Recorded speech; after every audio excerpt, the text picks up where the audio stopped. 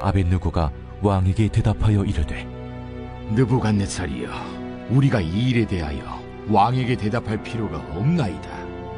왕이여, 우리가 섬기는 하나님이 계시다면 우리를 맹렬히 타는 풀무불 가운데서 능히 건져내시겠고 왕의 손에서도 건져내시리이다.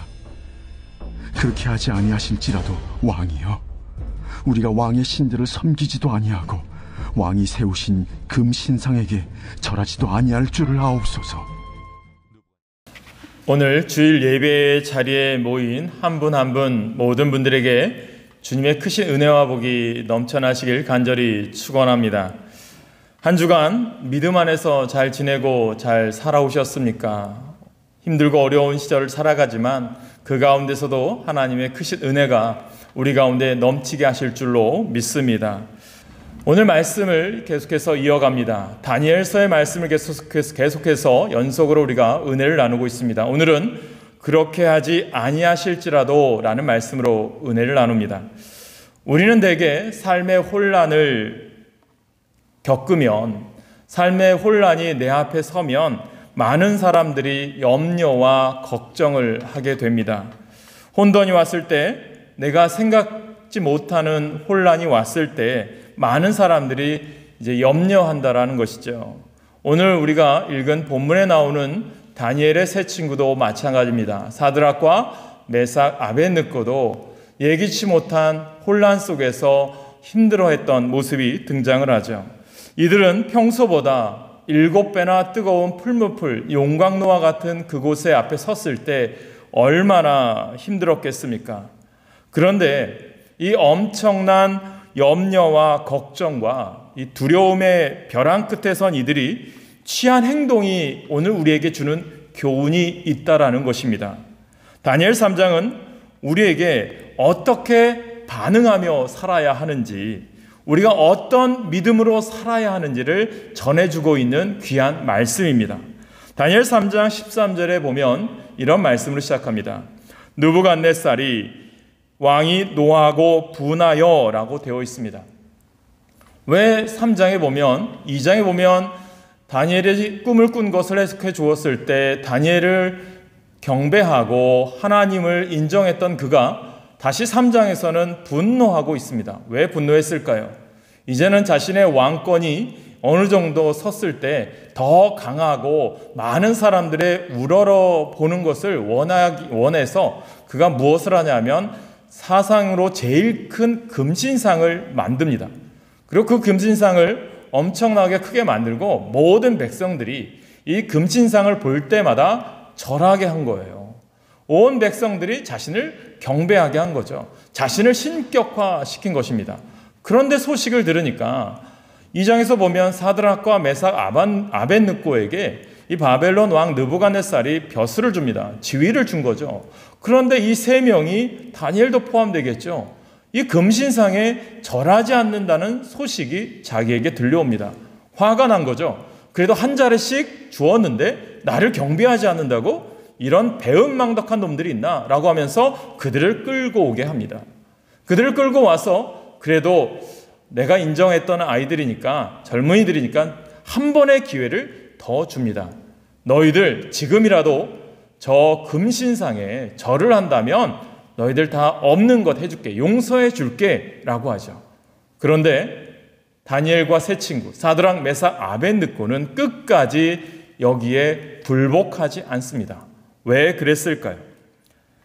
사랑하는 여러분, 아마 그들의 힘으로 사드락, 메삭, 아벳느고는요 이것을 피해갈 수 있었을지 모릅니다. 아니, 내가 그래도 지위도 있고 그러니까 잠시 절한 것처럼 보여도 될 줄도 모릅니다. 그런데 그들은 어떻게 합니까? 철저하게 하나님이 싫어하는 우상에게 절을 하지 않습니다. 저는 이 내용을 보면서 한 분이 떠올랐습니다. 1938년에 장로교 총회에서 이런 회의의 결론을 내렸습니다.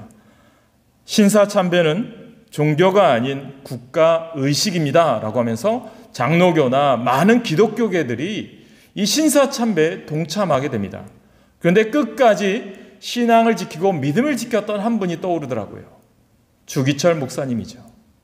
이분의 일대기가 영화로 만들어져서 일사가고라고 하는 영화로 개봉한 적이 있습니다.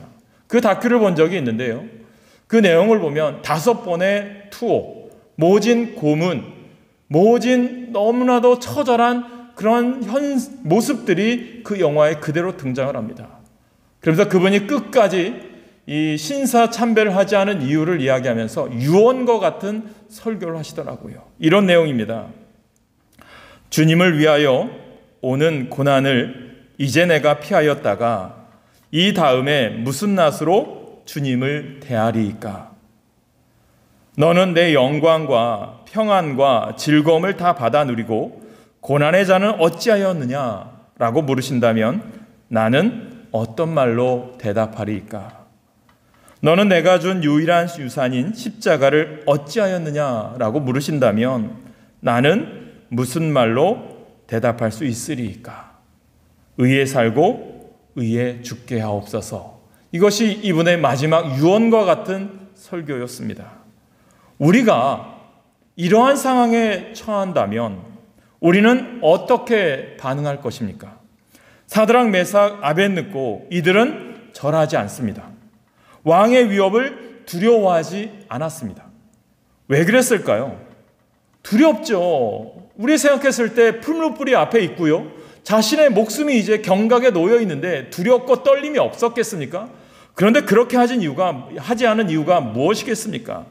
우리가 오늘 읽은 본문 16절과 17절 말씀을 우리 한번 같이 함께 읽어보도록 하겠습니다.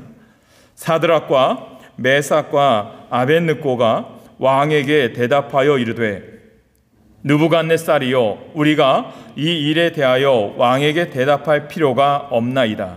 왕이여 우리가 섬기는 하나님이 계시다면 우리를 맹렬히 타는 풀무불 가운데에서 능히 건져내시겠고 왕의 손에서도 건져내시리이다. 왜 그렇죠? 두려움과 걱정과 고난, 불안보다 더 강하신 하나님을 그들은 믿고 있었기 때문입니다. 이것이 신앙이에요. 이것이 믿는 자의 반응입니다. 여러분, 내 인생이 지금 벼랑 끝에 서 있을 수도 있어요. 내 환경이 어려울 수도 있어요. 그러나 거기에 우리는 좌절하고 낙심하는 그 환경 때문에 반응하는 것이 아니라 믿음으로 반응하시기를 축원합니다. 세상 사람들이 던지는 상처나고 모진 말에 감정적으로 반응하지 마시고 믿음으로 반응하셔야 됩니다. 어떤 사람이 믿음으로 반응할 수 있을까요?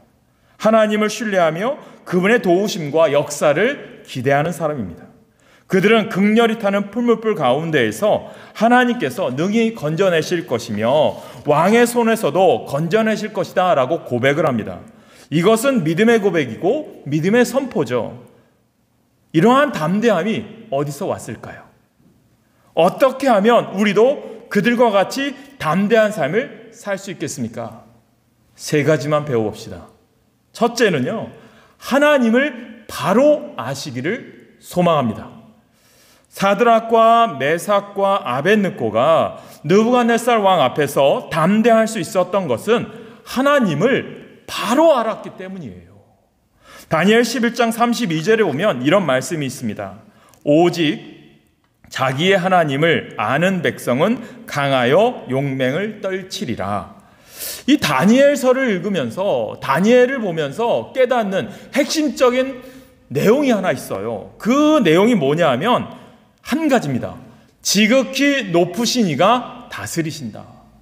하나님이 나를 다스리신다. 이 관점이에요. 성경을 보면 3장 26절에도 보면 지극히 높으신 하나님의 종, 7장 22절에도 보면 지극히 높으신 이의 성도들을 위하여, 4장 2절에도 보면 지극히 높으신 하나님이 내게 행하신 이적과, 4장 17절에도 보면 지극히 높으신 이가 사람의 나라를 다스리시며, 4장 24절에도 보면 지극히 높으신 이가 명령하신 것이, 이런 말씀이 등장을 해요. 다니엘에 보면 13차례나 이것이 반복되어서 등장을 합니다. 다니엘은 매사에 하나님의 관점으로 보았다라는 거예요. 다른 사람을 바라보는 것이 아니라 내 자신을 먼저 하나님이 보았을 때 올바로 살았는지 하나님의 관점으로 우리의 삶들을 한번 되돌아보시기를 간절히 축원합니다. 그래서 하나님을 바로 알 때 우리는 강해지는 거예요. 용맹해질 수 있습니다. 하나님을 바로 알 때 기억하십시오. 벼랑 끝에서도 우리는 웃을 수 있고 능력 가운데 살 수 있다라는 것입니다. 여기에서 우리가 하나님을 바로 안다는 것은 어떤 의미일까요? 이론적으로 안다는 것을 의미하지 않아요. 지식적으로 안다는 것을 의미하지 않아요. 경험적으로 아는 거예요. 내 삶 속에서 구체적으로 역사하시는 하나님을 경험하며 알아가는 것입니다. 무슨 말이냐면 우리가 성경을 똑같이 읽어도 오늘 말씀을 똑같이 들어도 어떤 분에게는 은혜가 임하고 어떤 분에게는 은혜가 없어요. 왜 그런 차이점이 있을까요? 우리가 많은 성경을 읽고 많은 책을 읽는데 어떤 분에게는 감명이 되는 사람이 있고 어떤 사람들에게는 감동이 오지 않는 이유가 있어요. 왜 그럴까요? 듣고 끝나기 때문입니다. 다 똑같이 듣는데 왜 믿음이 자라지 못할까요? 은혜를 받지 못하고 하나님을 경험하지 못할까요? 머리로만 듣기 때문이에요. 여러분들 말씀 속에서 내가 오늘 말씀을 들었으면 이 말씀대로 내가 실천해야지, 이 말씀대로 순종해야지, 결단하는 자에게 복이 있는 줄 믿으시길 축원합니다. 순종해야 경험할 수 있어요. 말씀대로 살아야 하나님이 역사하시는 줄 믿으시기 바랍니다. 그래서 사드락과 메삭 아벳느고는 하나님을 경험적으로 알았던 사람이에요. 그들은 하나님과 친밀감 유지에 몸부림쳤어요. 출애굽기 33장에 보면 하나님과 친밀했던 사람이 또 나와요. 우리가 잘 아는 모세입니다. 모세가 얼마나 친밀했는지 출애굽기 33장 11절에 보면 사람이 자기의 친구와 이야기함 같이 여호와께서는 모세와 대면하여 말씀하시며 우리가 회복해야 하는 것은 하나님과의 친밀감이에요. 시편 25편 14절에도 보면 여호와의 친밀하심이 그를 경외하는 자들에게 있으며 그의 언약을 그들에게 보이시리로다. 바벨론에 끌려왔는데 그들은 다니엘과 함께 하나님의 말씀대로 살기로 결심하잖아요. 뜻을 정하잖아요. 그래서 어떻게 합니까? 왕이 주는 진미, 고기, 우상에게 바쳐진 제물, 포도주를 먹지 않는 대신 채식을 하게 됩니다. 그런데요, 그 결과는 대단합니다. 왕이 준 진미와 고기와 포도주를 먹은 사람들보다 하나님께 뜻을 정하여 채식을 먹은 이 친구들의 얼굴이 더 빛나고 윤택하고 광채가 났습니다. 왜 그랬을까요? 믿음대로 사는 자에게 하나님이 역사하시기 때문입니다. 저는 우리들에게도 이러한 역사하심이 있을 줄 믿으시기 바랍니다. 이들의 담대함과 용기는 하나님을 바로 아는 사람들의 용기예요. 담대함이었습니다. 하나님을 경험한 사람의 용기였습니다. 그런데 우리는 하나님의 도우심과 기적을 경험한 후에 어떻게 할까요? 쉽게 잊어버린다는 거예요. 그래서 어려움에 봉착하면 또다시 원위치, 두려워하고 떨려요. 사랑하는 여러분, 내 인생이 힘들고 곤고한 환경에 처했을지라도 나를 짓누르는 억압하는 것이 있을지라도 하나님을 경험했던 사실들을 잊지 마시기를 바랍니다. 다시 리마인드 하셔야 돼요. 떠올리셔야 된다는 거예요. 작용하셔야 된다는 거예요. 이 작용하기 위해서 여러분들이 무엇이 필요하느냐? 영적인 경험이 필요한 거예요. 그래서 두 번째로 여러분들에게 수십 번 강조해도 더 강조해야 될 것이 뭐냐 하면 이 사람들은 기도의 능력을 경험했던 사람들이에요. 여기서 중요한 것은 우리도 그러고 싶잖아요. 야, 오늘 예배 드리니까 말씀 드리니까 다니엘, 사드락, 메삭, 아벳느고 정말 대단한 사람들이네, 멋진 사람들이네 라고 그냥 끝나버린다면 아무 소용이 없어요. 코로나19 시대가 우리의 믿음을 테스트한다고 저는 생각합니다. 어디 가서 교회 다닌다고 하면 요즘 되게 이상하게 볼 거예요. 아니면 코로나19 걸린 사람들처럼 전염병처럼 볼 수도 있어요. 위기의 시대예요. 그런데 우리가 이럴 때 더 분노하고 화내기보다는 어떤 반응을 해야 되는 줄 아십니까? 참된 예수 믿는 자의 모습을 보여주셨으면 좋겠어요. 예수님께서 오른뺨을 치거든 왼뺨을 대라. 옷을 달래거든 속옷까지 벗어서 주라. 그런 말씀처럼 저는 더 사랑을 베풀 수 있기를 바랍니다. 더 봉사하고요, 더 교회를 위해서, 또 믿음에 대해서 교회란 이런 것입니다, 예수 믿는 삶은 이런 것입니다라고 제대로 이야기해 줄 수 있는 그러한 믿음의 삶이 이 시대에 다시 일어나기를 간절히 소망합니다. 우리도 다니엘처럼 절대절명의 위기가 올 때, 인생에 어려움이 있을 때, 원수들이 공격해 올 때 다니엘이 그랬던 것처럼 우리도 그런 힘을 얻기 위해서 이 시간 예배 드리는 거 아닙니까? 그러기 위해서는요, 영적인 내공이 필요한 거예요. 그게 뭡니까?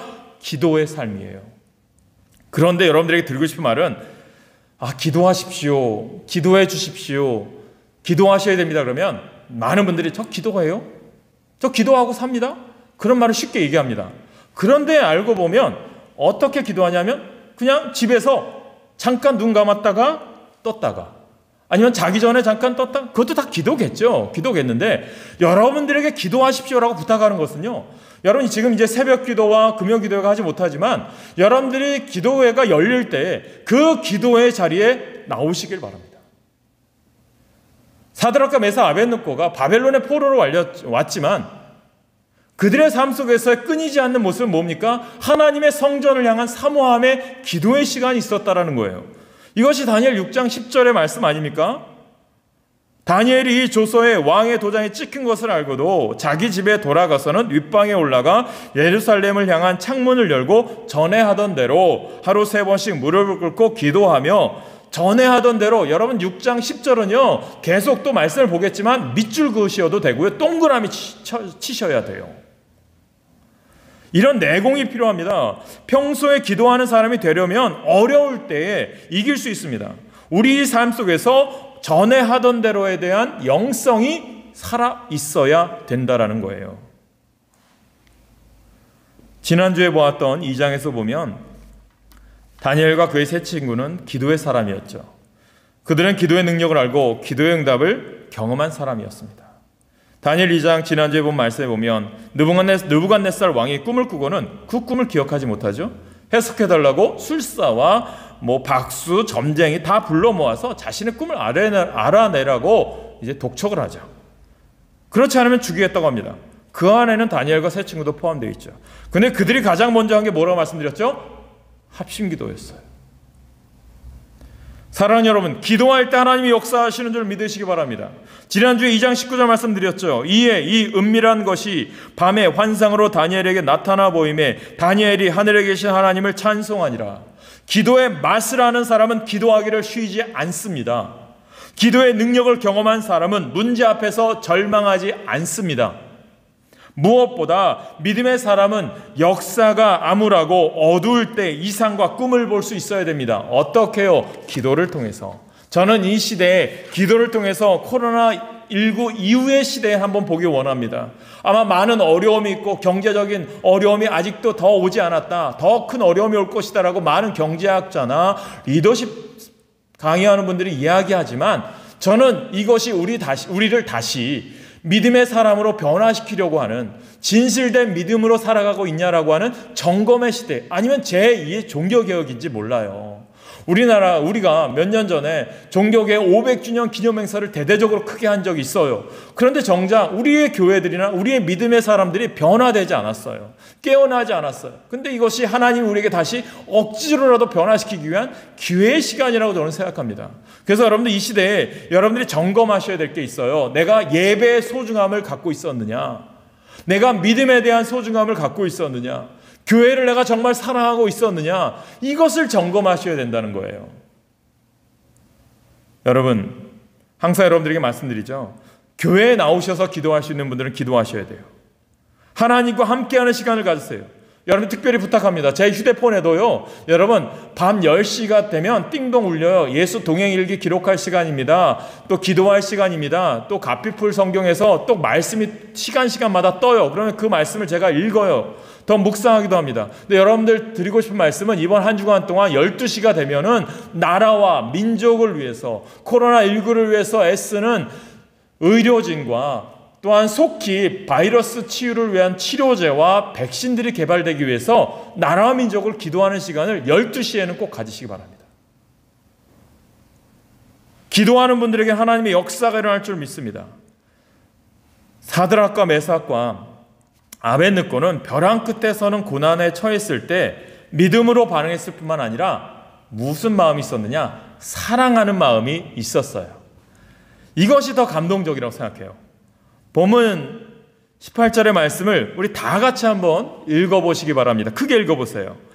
그렇게 하지 아니하실지라도 왕이요 우리가 왕의 신들을 섬기지도 아니하고 왕이 세우신 금 신상에게 절하지도 아니할 줄을 아옵소서.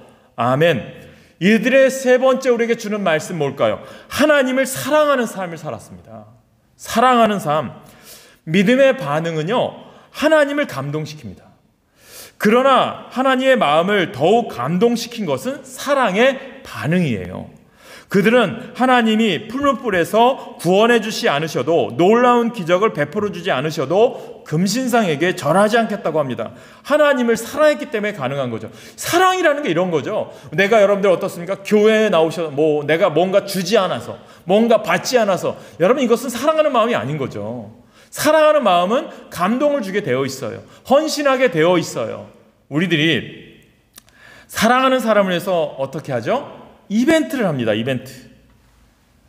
결혼기념일, 생일, 또 많은 이벤트를 많이 하죠. 요즘은 이벤트도 대신해 주는 그런 회사까지 있어요. 그것을 보고 싫어하는 사람 없습니다. 다 감동을 받아요. 저는 이 시간 사회에서도 이런 이벤트를 하고 감동을 주는데 애쓰는데 저는 여러분들에게 질문 드리고 싶어요. 지금까지 믿음 생활 하시면서 하나님이 감동하실 만한 일들을 하신 분들이 계십니까? 이건 정말 하나님이 감동하실 거야. 아니, 하나님이 감동받으실 만한 일들을 하시는 여러분 되시길 소망합니다. 지금 한 번이라도 안 하셨다면 앞으로 하십시오. 제가 목회를 하면서 하나님을 감동시키는 것도 중요한데 목회자인 저도 감동받은 적이 너무 많아요. 전도사 때였어요. 전도사를 시작하고 이제 인턴 과정을 마치고 목사 안수를 받게 되었습니다. 목사 안수 받으면 이제 준비해야 될 것이 있어요. 뭐냐면 가운입니다. 목사 가운. 목사 가운을 이제 제가 구입을 해야 되는데 교회 한 권사님이 이 전도사님이 그래도 목사 안수 받는다니까 가운을 해주셨어요. 그 가운 값이 그 당시에 50만 원이 넘어갑니다. 20여 년 전 일이죠. 근데 여러분들 50만 원 얼마 안 되겠지 그런 말씀하실지 모르겠지만 이분이요 이 50만 원을 만들기 위해서 떡볶이를 얼만큼 팔아야 되는지 아십니까? 저는 그것을 알기 때문에 감동받는 거예요. 그분의 정성과 그분의 삶을 알기 때문에. 또 어떤 분은요 목사로서 7년을 넘게 사역했던 교회였어요. 그랬더니 목사가 이제 다른 교회로 떠난다고 하니까 이분이 저희 가정을 초대했어요. 저를 부르시더라고요. 그러면서 이분이 7년 동안 자신이 쓸 돈, 자신이 열심히 이제 일을 하고 자신이 열심히 써야 될 돈들을 아껴가지고요. 아껴가지고 모은 돈을 저희에게 주는 거예요. 이게요, 여러분 상상을 초월할 정도로 많은 돈이었어요. 그 돈을 모으기 위해서요 7년 동안 이분이 얼마나 아껴 썼겠어요? 먹고 싶은 거 먹었겠어요? 사고 싶은 거 사셨겠어요?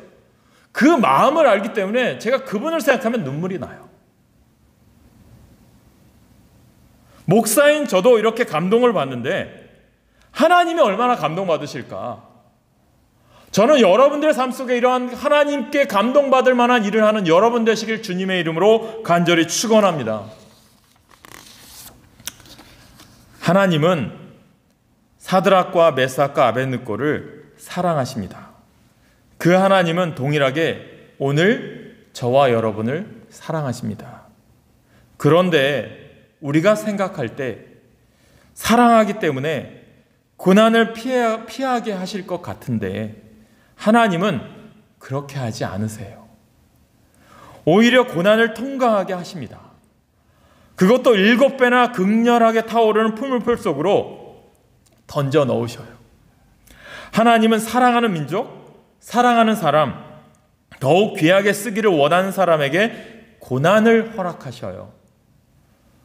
우리 교회분 가운데 어떤 분이 주중에 오셔서 정말 힘들다고 기도해달라고 해서 기도해 주신 분이 계신데, 이분이 이제 주중에 오셔서 교회 오셔서 기도를 하세요.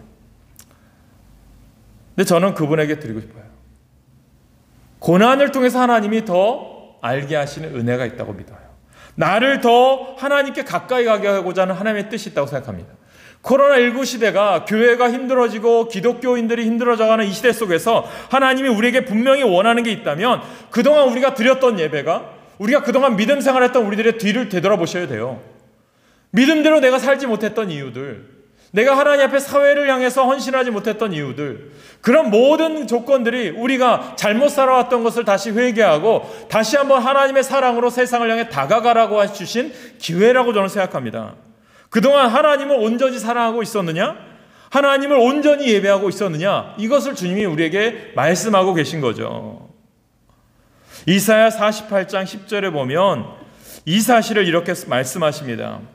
보라, 내가 너를 연단하였으나 은처럼 하지 아니하고 너를 고난의 풀무불에서 택하였노라. 그런데요, 이 말씀이 여기서 끝난 게 아니라 다음 말씀으로 이어지는 게, 나 곧 내가 말하였고 또 내가 그를 부르며 그를 인도하였나니 그 길이 형통하리라. 사랑하는 여러분, 극렬히 풀무불을 통과하고 계신 분이 계십니까? 쉽게 낙심하지 마십시오. 쉽게 포기하려고 하지 마십시오. 끝나기 전까지는 끝난 게 아닙니다.